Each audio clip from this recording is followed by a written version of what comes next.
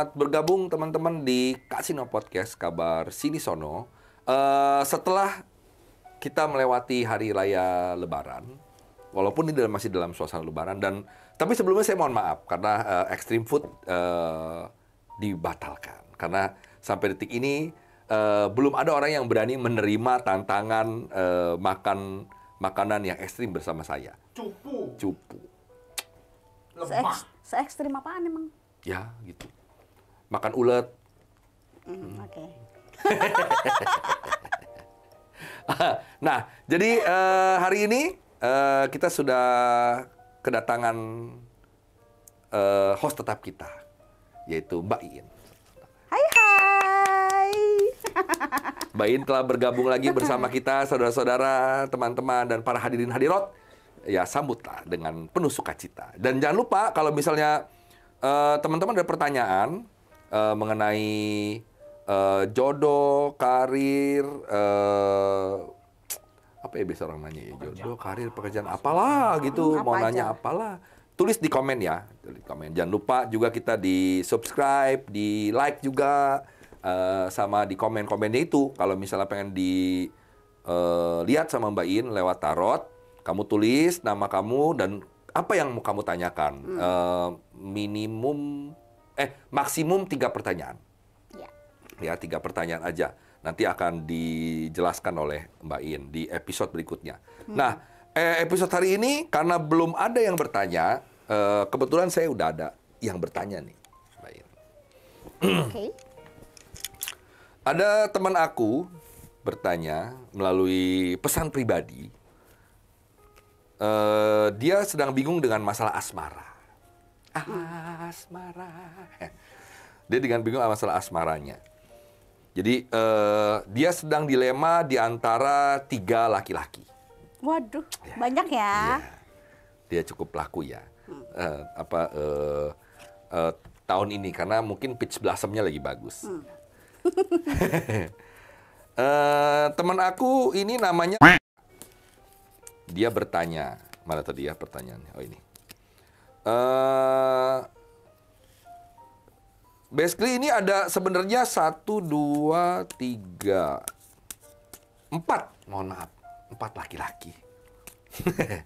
3 ada foto, 1 tidak ada. Oke. Ya. Yang mana dulu? Mau yang foto dulu apa yang nggak ada foto? Bebas, yang mana aja. Oke. A few moments later. Kita mulai dari W, Mr. W. Kalau untuk yang W kayaknya mendingan nggak usah ya. Tepat. Iya, dengan kecurigaan saya. Yang W kayaknya nggak usah. Kayaknya kalau dilanjutin hubungannya itu akan banyak sakit hati, banyak kecurigaan yang nggak penting. Pokoknya nggak tenang lah hidupnya. Nah Terus kayak nggak bakalan lama aja. Ya. Terlalu cepat hubungannya kalau memang dilanjutin sama yang W. Nah, itu gue udah bilang. Auban sih dia. Tuh, dengerin ya. Yang W tuh. Lu dengerin. Kalau yang R. Yang R ini sebenarnya sih oke. Cuman dia kayaknya nggak betah aja kayaknya. Akan banyak LDR kali ya. Banyak ditinggal-tinggal. Jadi kayak terlalu merasa berjuang sendirian jadinya. Gitu. Sebenarnya oke, cuman ya gitu, kendalanya ke depannya kayak gitu ya. Ya. Terus Si S. Kalau yang S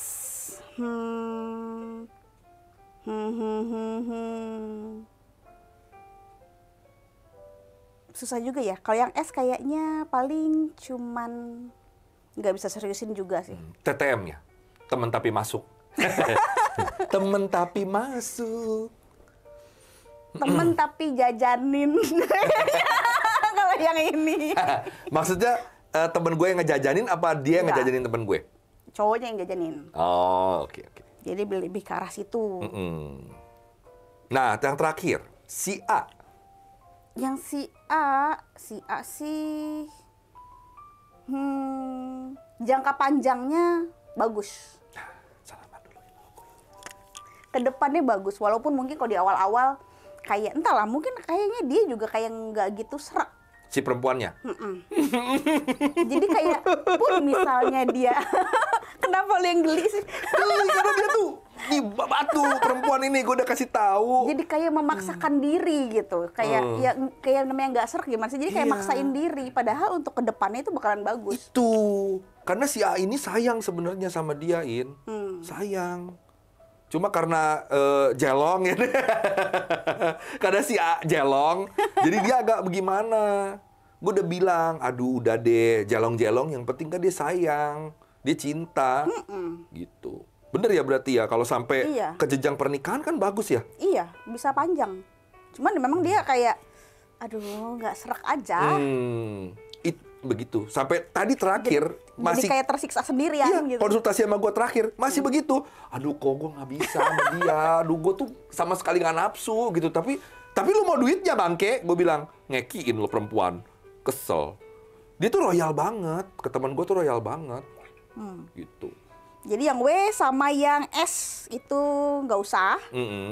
Yang R sama yang terakhir itu boleh lah. Cuma resikonya ini si R long distance. Iya. Susah ketemunya, gini-gini. Iya. Jadi agak mendingan yang ini sih, cuman memang ya gimana sih namanya nggak serak kayak gitu lah. Ya gue bilang udah paksa aja. Nanti juga dia akan bertumbuh dengan sendirinya. Iya. Gitu. Betul. Oke, kalau begitu puas ya Miss M atas jawaban dari Mbak Iin. Tadi gue udah bilang, lu nanya sama gue begini kan lu agak bingung nih, gue tanya ntar suhu gue. Nah, udah, suhu gue ya bilang oke. Gue bilang pasti nggak akan jauh beda gue sama Mbak Iin gitu loh. Bener kan, hari ini luar biasa sekali. Oke, nah kita masuk ke topik kita hari ini. Jadi selama perjalanan karir spiritual gue dan juga beberapa tamu-tamu di sini sering iseng nanya gitu. Dan juga ada beberapa kasus yang ternyata cuma hal kecil loh gitu. Ternyata itu yang merusak energi terutama kita tempat tinggal. Jadi lahirlah topik ini ketika lo mulai ready kembali ke Kasino Podcast tentang tanaman-tanaman yang mempunyai energi. Oke. Gitu. Oh. Jadi mempunyai energi sendiri, ya nggak? Contoh seperti kan kata orang tua, jangan nanam tanaman berduri di rumah gitu. Oh, maksudnya energi itu. Nah, pengalaman lu ada nggak? Lu ketemu klien atau pengalaman pribadi yang berhubungan dengan tanaman-tanaman ini? Ya paling klien kali ya. Kalau secara pribadi sih, oh pernah. Dulu di rumah gue ada pohon itu. Pepaya. Jadi nyokap itu suka buang biji itu ke depan gitu dia, aja kan. Dia gampang banget numbuh. Numbuh lah dia. Karena numbuh dirawat pula. Numbuh dirawat pula, Bang. Terus? Cuman ya gue nggak tinggal di situ sih. Kan gue udah ngekos kan. Ya udah biarinin aja. Habis mau dicabut juga udah kelihatan gede. Nah, ada efek apanya? Efek apa ya?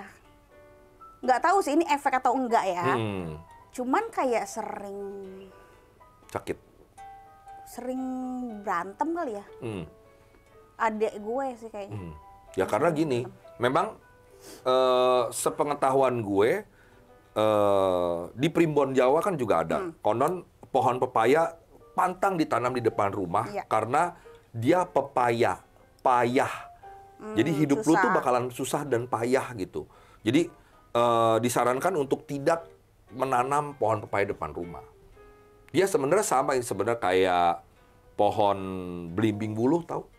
Nah, belimbing buluh atau belimbing sayur itu juga tidak boleh ditanam depan rumah karena dia membuat rumah menjadi asam. Hubungan rumah tangga menjadi asam gitu. Terus kalau tadi berduri, orang pikir kan nanam bunga gitu, bagus ya depan rumah gitu kan. Mawar dong. Mawar. Nah ternyata mawar sendiri kalau ditanam depan rumah kurang baik. Seperti itu. Terus udah gitu kaktus juga jangan ditanam di depan rumah atau diletakkan di depan pintu gitu. Kalau dia ditanam di belakang oke. Kayak pohon pepaya apa ditanam di belakang oke, pepaya oke. Terus si mawar itu apa semua oke, asal ditanam di belakang, termasuk si kaktus ini. Gitu. Lagian memang apa ya, secara etika gitu ya. Secara etika kan kalau buah-buahan yang di belakang lah ya, masa taruh depan. Iya sih agak aneh ya, kecuali buah mangga. Iya. Mangga juga nggak boleh lah. Pokoknya Mangga banyak kuntilanak ya. nah, makanya pokoknya istri buah-buahan apalagi yang pohonnya besar, umurnya panjang, itu janganlah. Itu kan buat di kebun kan, bukan buat di taman dong. Iya sih, kalau secara estetika ya. Cuma kan ada beberapa teman-teman kita yang memang suka rumahnya rindang gitu dengan pohon-pohon ini. Nah, Teduh. Padahal pohon teduh juga itu seharusnya tidak. Pohon teduh Contohnya? kan biasanya besar. Oh iya, karena Gede. merusak ini kan. Ya balkon akarnya. akarnya bahaya. Terus kan ya anggap kayak beringin. Masa ditaruh depan rumah? Jangan dong ya. Sarang ini ya. Makhluk Janganlah. gaib sangat senang. Iya, biasanya yang besar-besar gitu karena katanya makhluk gaib itu sukanya kan di antara panas dingin. Oh, lembab. Nah, itulah. Nah, kalau dia teduh, depannya teduh, kan jadi begitu. Lain hal kalau memang makanya teduhnya itu kayak pohon yang tanggung-tanggung lah ya. Karena beberapa bisa dikategorikan, bukan kategori, bisa dimasukkan ke dalam logika ya. Kalau buat kayak teman-teman di sini yang nggak percaya begitu, masa sih ada begitu-begitu. Ya cenglinya gini aja sih, cenglinya lagi. Fairnya sih gini aja. Oke lah, misalnya bilang pohon beringin, kenapa gitu? Karena selain memang efeknya kurang baik dan estetikanya gimana, terus juga dia adalah sarang makhluk gaib. Dia akarnya, daunnya, dia akan menyumbat kayak pipa pembuangan air lo kemana-mana kalau dia sampai atas rumah kan. Akar gitu. juga kan ngerusak dia, bisa masuk ke rumah kan. Nah, kayak pohon mangga, kalau buahnya gede, nggak genteng lu jatuh tuh. Belum musang apa bersarang di situ. Waduh. Nah, yang kayak tadi kita ngobrol sebelumnya adalah apa? Pohon kelapa. Pohon kelapa juga jangan depan rumah. Kecuali kalau rumahnya di pinggir pantai. Nah, Apa kali ya? agak jauhan dikit kan? Memang kan lagi itu kan memang ini kan memang di situ gitu kan tempatnya. Iya, benar. habitatnya. Kalau enggak, pecah pala lo. Mobil jangan lu ya. pecah, apa segala macam. Nah, kalau pohon mangga, lu punya mobil, lu taruh pohon mangga, dia berak, kelelawar di situ. Iya. Nah, itu dia ya. Jadi memang ada beberapa. Nah, kalau pohon kaktus Pak di jendela kan banyak tuh yang nanam tuh, bagus nggak Pak? nah ini kalau dia tidak menghadap pintu utama nggak apa-apa. Kalau dia menghadap pintu utama, disarankan jangan karena durinya itu dianggap menghalangi rezeki. Kayak tadi si bunga Mawar juga sama. Mm-mm. Pokoknya dia jangan di tempat yang kita itu lalu lalang. Ya, Termasuk pintu kamar ya Pak ya? Iyalah. iya dong. Apalagi itu. Nah, ada lagi Lain hal kalau dia lalu lalangnya lewat jendela. Maling. oh ya, Pak. mali. Maling. Pak. Benar. Kalau dia pokoknya tidak jendelanya jangan menghadap pintu utama deh. Kalau jendelanya memang kayak di pinggir atau menghadap belakang atau samping rumah sih nggak apa-apa. Nggak apa-apa. Dan ada yang aneh lagi adalah bunga bougainville. Jadi di dalam literatur primbon, bunga bougainville ini disebut apa ya, saya lupa, lanang apa gitu. Jadi energi yang dikeluarkan adalah energi laki-laki katanya. Ini gue punya pengalaman unik. Dulu gue belajar primbon ini kan gue antara percaya nggak percaya gitu kan. Kita kan namanya kita harus buktiin dong, jangan langsung percaya bulat-bulat gitu. Nah, dulu zaman gue SMA, gue punya teman perempuan. Dia sering curhat, pacaran putus terus dia cantik loh, nggak jelek. Pacaran putus terus, laki jarang ada yang demen sama dia. Memang dia agak tomboy, tapi itu sebenarnya nggak masalah. Nah, ketika gue datang ke rumah dia, gue kaget lihat pohon bougainville. Ya, nanti dikasih lihat ya di ininya pohon bougainville, bentuknya Kembang kayak kertas apa? lah ya, Ya, kalau kalau kita orang bilang. bilang kembang kertas yang di pinggir jalan tol. Nah, itu tumbuh dengan suburnya yang depan rumah dia. Nah, bougainville ini kan dia jahat loh, dia tuh berduri. Dia ada durinya. Itu keras banget duri dia asli. Tajam berduri. Cuman jarang-jarang sih durinya. Oh, masa sih? Iya. Oh, yang dipunya dia berduri semua loh dahannya. Makanya gue serem banget. Nah, begitu gue lihat, oh ada pohon ini. Gue bilang, ini kan nggak boleh kalau ada anak perempuan, pohon bougainville nggak boleh tanam depan rumah. itu kan menyebabkan anak perempuannya nggak laku-laku. Gue bilang, karena dia punya energi lanang-lanang ini kan, gitu. Terus akhirnya ibunya percaya sama gua, ditebang. Begitu ditebang, buset dah temen gua langsung jadi bunga. Ketika di sekolahnya rame, cowok langsung pada ngerubungin dia. Makanya kita percaya nggak percaya loh begitu. Iya, percaya nggak percaya. Sampai gua akhirnya nggak dapet dia. Padahal saya yang ngincer saudara-saudara. Ya. Iya, itu namanya Venigo, saya masih ingat. Gak apa-apa ditayangin aja kalau dia nonton. Sekarang dia udah menikah, punya anak 2. Sebentar lagi mau jadi nenek dia. Saya udah kalah. Ya jadi. Tapi lu nggak jadi kakek ya, Pak? Iya nggak, sedih ya, harusnya sama gue. Gue yang nasehatin, nyesal juga sih gue waktu itu ya. Ya itu, jadi suatu hal yang simple loh, hanya bunga saja yang dianggap nggak harm, tapi karena ketidaktahuan itu benar-benar ada gitu. Jadi nenek moyang kita ketika mencantumkan ini di dalam primbon dari hasil penyelidikan dia mungkin ya. Nah, karena kan kita memang percaya sebagai orang spiritual, apapun benda di alam semesta ini pasti mengeluarkan energi. Iya. Mau baik atau buruk tergantung si tanaman ini kan gitu. Makanya oh ya, cabai juga. Cabai jangan tanam depan rumah. Ingat ya teman-teman, jangan tanam depan rumah karena pedas. Dia akan bikin pedas rumah tangga. Cabai. Terus apa lagi ya? Pokoknya biasanya kalau pohon itu jangan yang rindang, jangan buah-buahan. Terus pohon yang tinggi, tapi batangnya kecil. Oh, ini berbeda case kalau kita bilang ke bambu loh.